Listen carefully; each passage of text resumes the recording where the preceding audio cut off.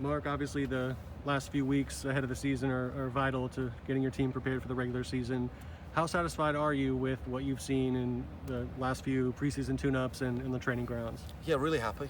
We're keeping our eyes on the project, the process of growing as a group, and I've seen growth in every single game.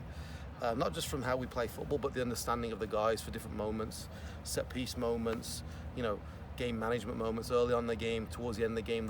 That's the real growth of the team when you see a team be mature in those parts of the game. So as these preseason games happen, we've controlled those moments well, and I feel good going into the season now. This group has a good understanding of what we're trying to achieve, but like I said, there's still room for growth throughout the whole team. Season openers this Saturday at Loudoun United. What do you know about them, and what are you expecting? A difficult game. It's, in my opinion, it's the hardest game out of the league to open up with. I'd probably rather go to Louisville or Tampa first game of the season. The reason being, the MLS 2 teams, they start off seasons with a lot of energy and enthusiasm. And that sometimes dwindles as the year goes on for them, because these are young kids that are fighting for MLS spots. Early on in the season, they feel like it's reality. Later on in the year, when those doors are maybe closed, their enthusiasm goes down. But right now, they're going to be enthused, they're going to be energetic, they're going to be excited to play. So it's a difficult game because we don't know what we're going into. We don't know what 11 they're going to have on the field, who's going to come down from DC United, all those things. So we haven't established a rhythm yet of understanding how they work. They haven't established a rhythm yet, so we have no idea who's going to be on the field. So it'll be a difficult game, but it's a game that we're confident with. We have to be confident going to games. We feel like we're one of the better teams in the league, and it's our job to prove that throughout the course of the year. You mentioned the other two fixtures after the opener. You kind of got a wrinkle thrown at you with your first three matches on the road. Yep. I'm sure you'd love 9 points, as any coach would, but realistically, are you satisfied if you have 4, 5 points heading into that home opener? Yeah, I mean, obviously we want to get as many points as we can out of those games, but I'll be honest with you, that's not what I'm going to be looking at after 3 games to judge where we're at in the process. For me, it's going to be, how much do we control those games? How many chances did we create? How much did we restrict the opposition to? We can lose 1-0 and completely dominate the game. We can have 20 shots, they can have 1, and they can score that 1 goal. That for me is not really a problem, because that shows that we're a good team. We just got to clean up 1 or 2 things. So for me, it's not really looking at points total off these 3 games. I'm looking for a performance in all 3 that shows we're on the right track. Like I said, I would love 9 points, but that's not going to be my focus coming out of these games, because I know I've done this a long time. That's a long season.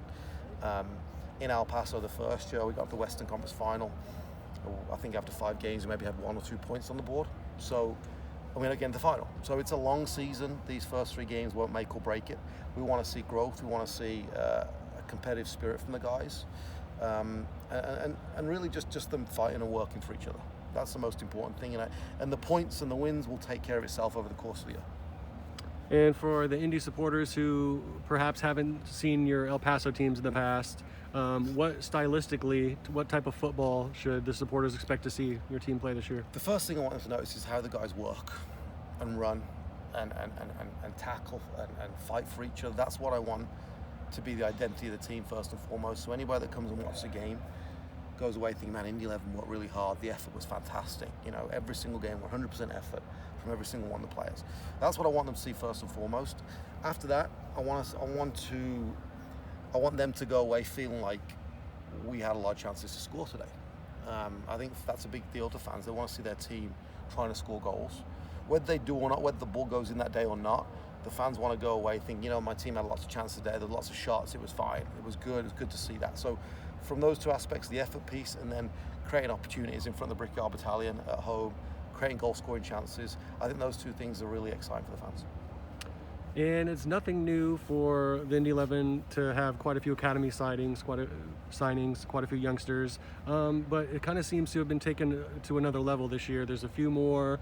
Also, I know Allen isn't even on an academy. He's a regular pro contract. So I'll throw Allen in there too. In addition to him, the other academy signings, which of those guys do you think might play a prominent role this season? It's going to be difficult for them, I'll be honest. We have a really strong 18, 19 pros this year.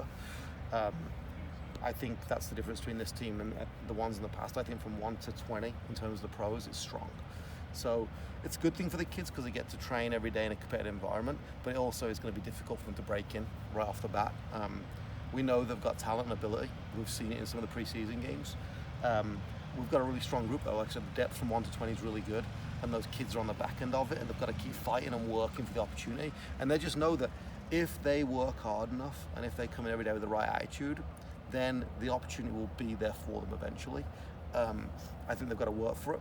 We like what we see in Palmer, Diego, Crease, obviously Allen, and a few more of the guys. The talent's there, right? They've got to understand it takes time. They've got to be patient. The potential's there. We've got to help bring it out and teach them the game and what it means to be a pro, the work you have to do every single day to look after your body, to take care of yourself. All those things are really the things they need to learn now. But it's been great to have them on board this pre-season. We'll see a couple of them on the bench throughout the year, I'm sure, particularly in the early part of the year. If we have injuries, we know those guys can step in.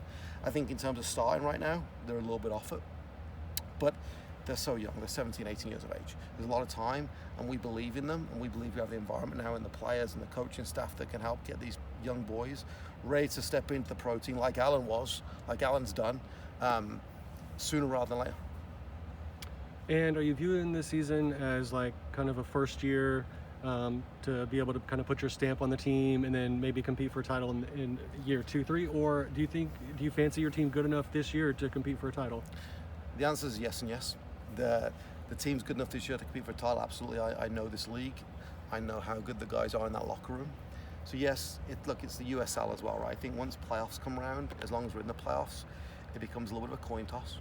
Playoff football could be a crapshoot, and anybody can win it. Like, I don't think Orange County were the best team in the league last year, let's be honest. But they end up, raising the championship trophy at the end of the season. So I think if you make sure you're in the playoffs or there or thereabouts come the end of the year, which I think this group's more than capable of doing, you have a chance, because playoff soccer's weird, right? In El Paso, my team last year was the best we've ever had. Strolled through the regular season, walked the group, didn't lose many games, didn't concede many goals. We got knocked out first round of the playoffs. The previous 2 years, the team wasn't that strong. We got to the Western Conference Final. So it's difficult, but I think this group has the ability to have a good regular season. And then as long as we're in the playoffs at the end of the year, I would see it as a success. And like I said, once playoff comes around, I think anybody can win it. Last question, and I'll let you get out of here. How are you just adjusting to life in Indianapolis? Have you moved your whole family here? And, yep. Yeah, family's here. It's great. Kids, the wife, they're so happy here. It's a great place to raise a family. The schools are fantastic. The people are so friendly and nice. We've loved everything about the move so far. The town, the city itself has been so welcoming to us.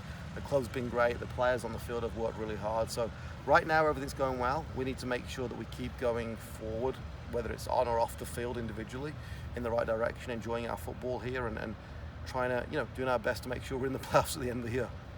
Well, I really appreciate the time, Mark, and best of luck Saturday. Thank you.